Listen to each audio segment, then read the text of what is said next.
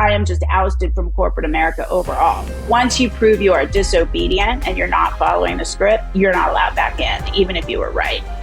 There were organizations, and there are organizations like the Human Rights Campaign, who were applying what I would argue is mafia-style pressure to these companies.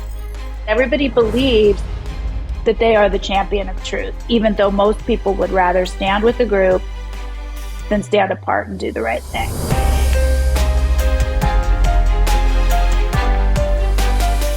Hello, I'm Fraser Myers, Deputy Editor of Spiked, and I'm absolutely delighted to be joined down the line by Jennifer Say. Jennifer, welcome. Thanks for having me. Happy to be here. I love Spiked. Love it. Was honored to be asked to write the piece because I just love it.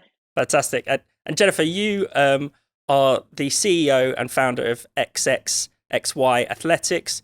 You've previously been the brand president at Levi's, and you were a national champion gymnast in the US. Loads that I want to talk to you about.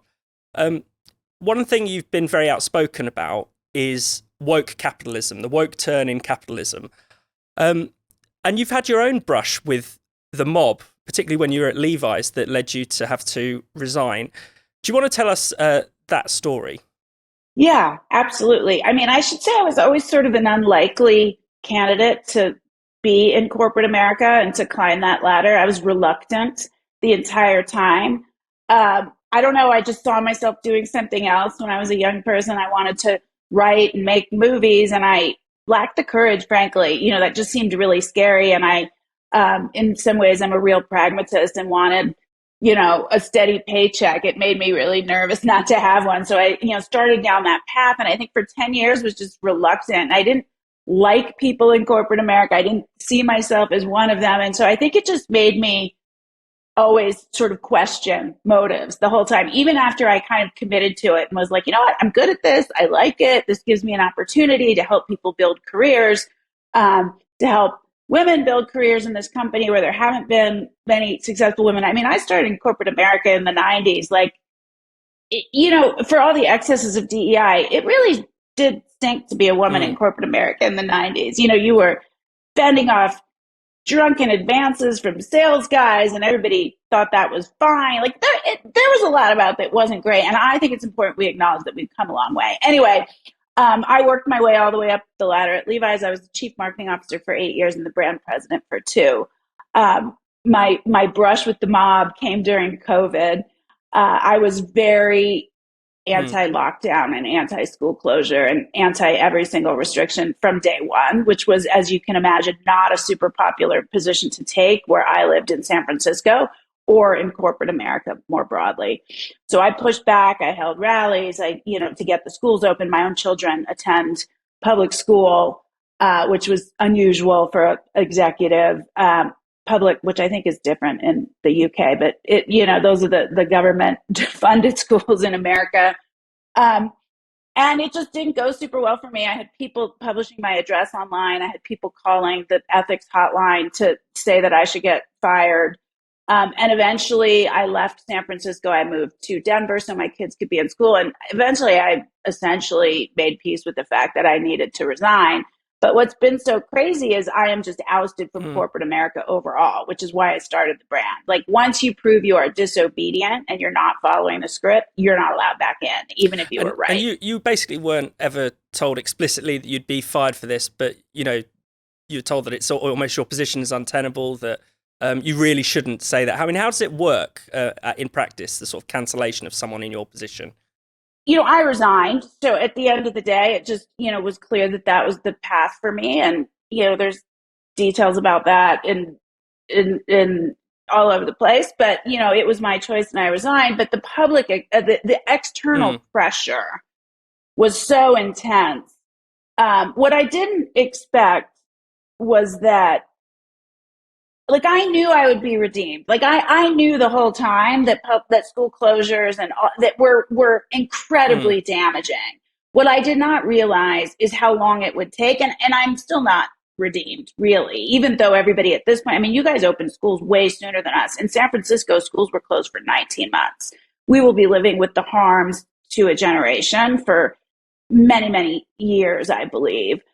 And yet, even though the headlines show that everything I said was right, everything I said would happen, I still, when I started interviewing for a job, because I have to work, I'm the breadwinner in my family. And while I was a corporate executive, I wasn't particularly pushy about, salary. So I had a cushion, but not a cushion.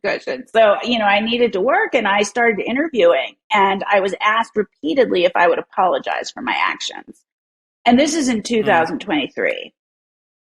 And I thought, well, I'm going to have to find a different way because and I think it's related to the piece to some extent, which I know we'll get to, but, once you've proven yourself someone that thinks for yourself and doesn't read from a script and doesn't check everything you're going to say with legal and corporate communications, and you actually think through things on your own and you say what you think, you're a Mm. danger. And the irony is I'd always done that, but I'd sort of done it, I guess, within the confines of acceptability. But in corporate America, it's really interesting because there's this ethos, especially in San Francisco, which is, near Silicon Valley. There used to be this ethos of move fast and break things. Yeah. I think that's what I think that was Zuckerberg who said it.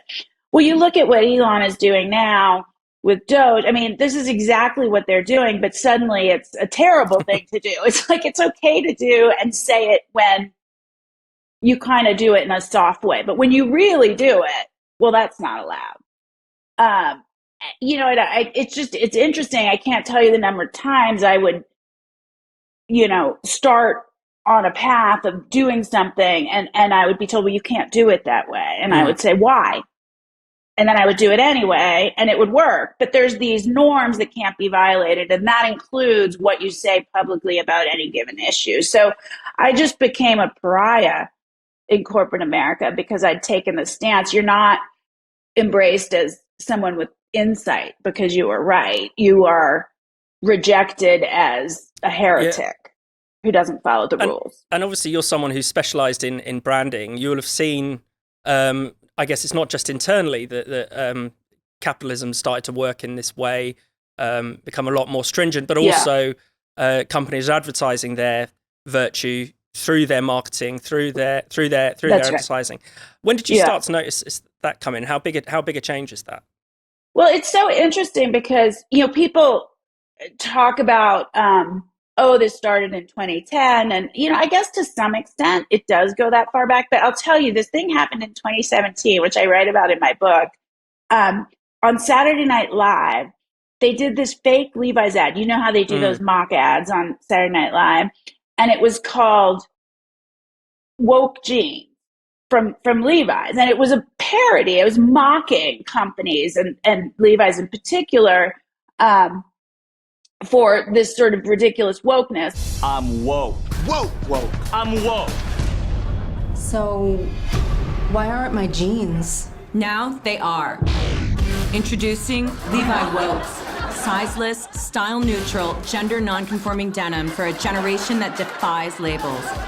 Levi's heard that if you're not woke, it's bad. So we made these. It's a handful of colors, none of which are dominant. Just like our country. Oh, wait. Whoa.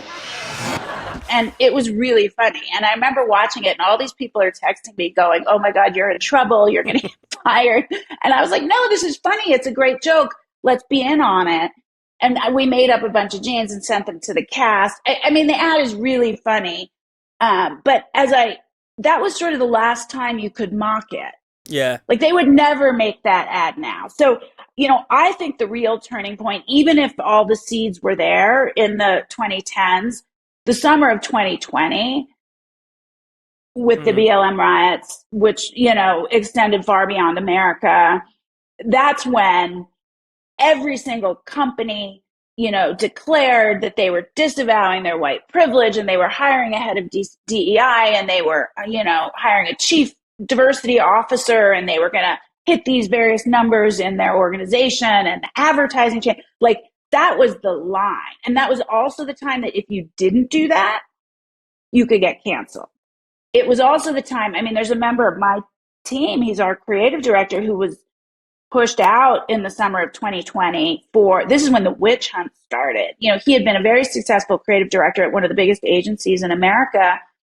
And somebody dug up an email from, 8 years prior, which was completely misinterpreted, but he was burned at the stake as a racist. And this is one of the most talented, creative people I've ever had the privilege of working with. But, all of the wokeness that came through in the advertising consistently, all of the black squares on Instagram, this was a bulwark against cancellation. Nothing more. I mean, they thought they believed it, but they didn't believe it. They do what they're told, and they're terrified of being canceled. And CEOs in particular who love being loved, they used to be liked for their wealth. That was completely untrue in the late 2010s and early 2020s. So they had to try to be liked for something else, which was their social justice stance, which is sort of like, I remember at the time thinking, how can anybody believe this? Like, these people chose a career where they make tens of millions of dollars annually, and you believe they did it because of social justice? But that was kind of the story they were telling, that they could make a difference through business. So at the end of the day, I believe it was always a marketing strategy. It was always a sort of a guard against cancellation. And it was always a huge distraction in business because you weren't focused on making great product, unifying marketing, and financial discipline. And I believe that every single CEO, I believed, and I think we're seeing it, would walk away from that as soon as it was viable, that there was no firmly held belief. And I think that's what we're seeing. Yeah, that's what I wanted to come onto actually, because you wrote this great piece for us at Spiked, particularly focusing on Davos, which of course viewers may know is where the World Economic Forum is hosted. Usually, it's the sort of peak of virtue signaling, where people, whether it's corporate executives or world leaders, gather together to talk about climate change and racial equity and things like that. But we're starting to see that falling away a little bit. Would you say? I just always thought it was so funny. I mean, to be clear, I've never been there. I definitely know people that have been there. And the ludicrousness, like, I just can't believe people didn't see it, of these titans of industry coming together to rub elbows. You've all seen the pictures of the private jets lined up, on the tarmac. They land in on their private jets to scold us all and, brainstorm and, wag their fingers at us that we are using too much oil and gas. We're eating too much meat. We're doing all the bad things that they should get to continue doing because they're so good, because they're talking about it. I mean, it doesn't even make any sense. But I will tell you, as much as I've sort of mocked these people publicly and in my personal life, a lot of the feedback I've gotten from the more conspiratorial is they're not going to walk away from this viewpoint. There's something more at stake. These are the people that believe there's a guy twirling his mustache in the back room that's kind of plotting our futures for us, sort of Wizard of Oz type. And I just never believed that. I'm more of a kind of mass formation psychosis believer, and then the sort of evil man in the background. And I also know these people. Money matters more than anything. There is not some higher goal than that. That is what they want. And marketing themselves as social justice warriors and DEI champions was just a marketing strategy like any other, designed to make money. If it doesn't make money anymore, they're not going to do it. That's BlackRock, that's banks, that's Bud Light, that's everyone. And I was very convinced of this. I was told repeatedly for the last 5 years I was wrong, but I'm pretty sure I was right. And it's like the house of cards has fallen almost as quickly as it was set up in a way. I mean, we're also seeing, I guess it's both pushback in terms of marketing, but also in terms of internal policies. There's been a rollback and reverse ferret on things like DEI. It was all part of the same thing, right? Because during that summer of 2020, the commitments were both internal and external. They were, we will hire a head of DEI, we will build out a huge department. And suddenly these departments ballooned overnight, hundreds and hundreds of people with no revenue driving capability. Like, these were not people that were adding to the top line. They were detracting from the bottom line. And so when business gets tough, those are the first people to go, as you might imagine. I saw an interesting statistic recently that 75% of the DEI hires were white, which I also think is really interesting because, it was championed as this diversity initiative. And at the end of the day, it was nothing of the sort. So the whole sort of initiative involved both internal and external policies. And I want to be clear, there were organizations, and there are organizations like the Human Rights Campaign, who were applying what I would argue is mafia style pressure to these companies to do this. And they gave you a list. You will hire a head of DEI. You will hit these numbers internally in terms of diversity. You will feature trans people in your advertising. And if you do all of these things, you get a high score on our index. If you don't do them, you will get a low score and no one will want to work there, and we will do a terrible PR campaign against you. Now, it's said in a much more subtle way than that, but it's extortion. Yeah. And UK viewers will recognise a parallel there with Stonewall, who also has its list of sort of LGBT-friendly employers. Sometimes whether it's DEI or wokeness can sometimes seem like the problem is, it's an excess of kindness, an excess of niceness. Maybe at worst, it just needs to be drawn back. But if we think about something like women's sports, which is an area you're very passionate about, it's actually quite clear that these policies, these inclusion policies, as they're often marketed as, are doing real harm. Yeah, they're not inclusive. They're exclusive to women.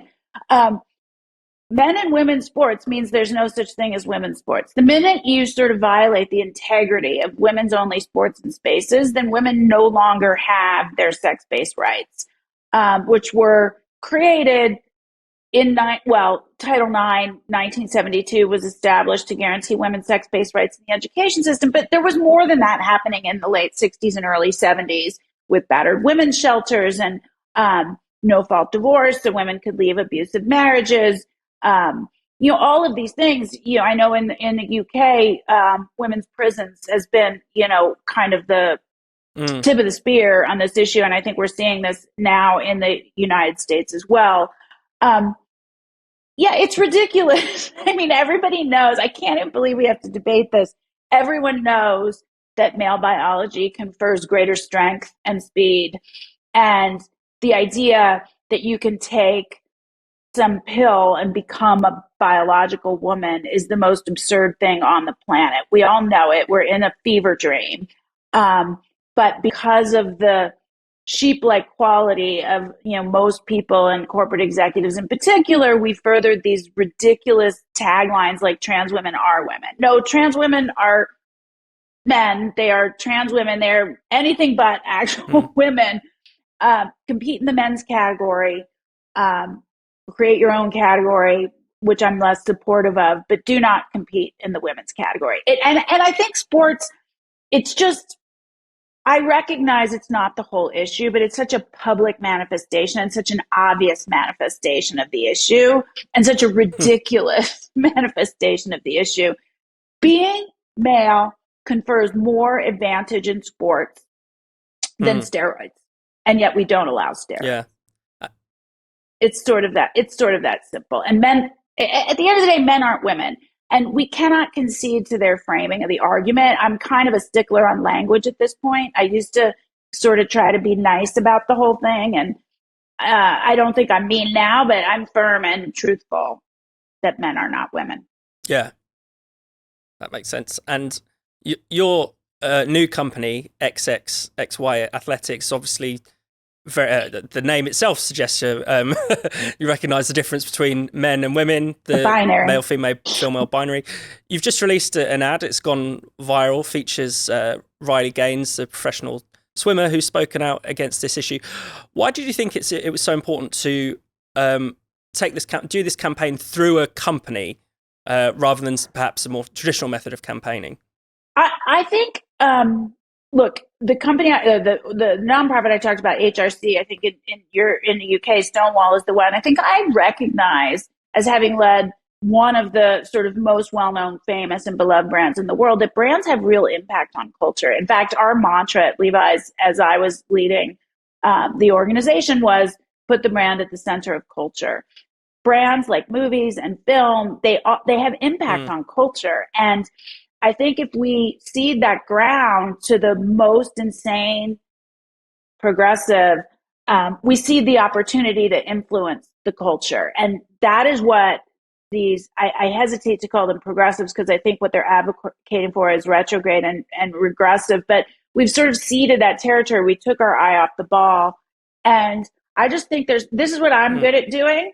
So I felt like that's the best way I can contribute. If I can make amazing product and build an amazing brand with great content, and I'm real proud because the ad, which we just launched yesterday, was retweeted by J.K. Rowling this morning, which was an amazing way to wake up, that I can help influence that conversation. We have to do it from many ways. And I think if we wait for legislation, politics and legislation are downstream from culture. And I think the fact that it's gotten so far in the legislation is proof that we've abandoned our post on the culture. So I think a brand can start conversations. I wear this t-shirt, which you can't see totally, but to soccer games every weekend with my daughter, and it always starts a conversation. And that gives me the opportunity to influence the culture. That's why I did it. And people might say they're looking at President Trump's recent executive orders on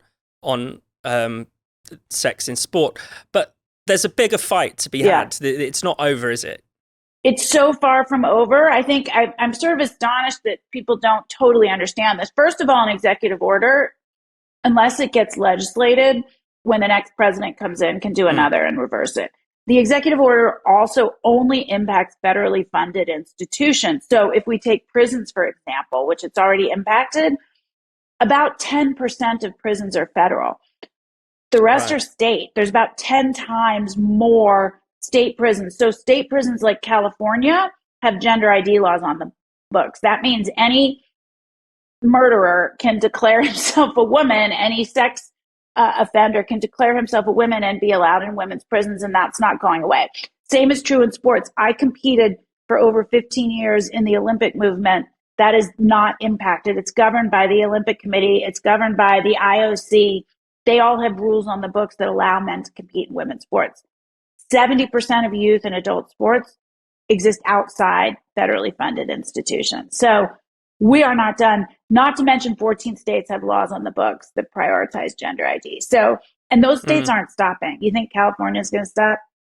They are not. So I think until we change the culture and, the people with common sense, which are the majority, stand up and say, yeah, we're not having this. Our daughters deserve safety, privacy, and fairness. This isn't going to stop. So I believe we have quite a long fight on our hands. That said, I appreciate what the president has done, and I think he's, handed us the baton, and we need to take it from here. Right. And I wanted to ask you a bit about your own past in sports, in gymnastics.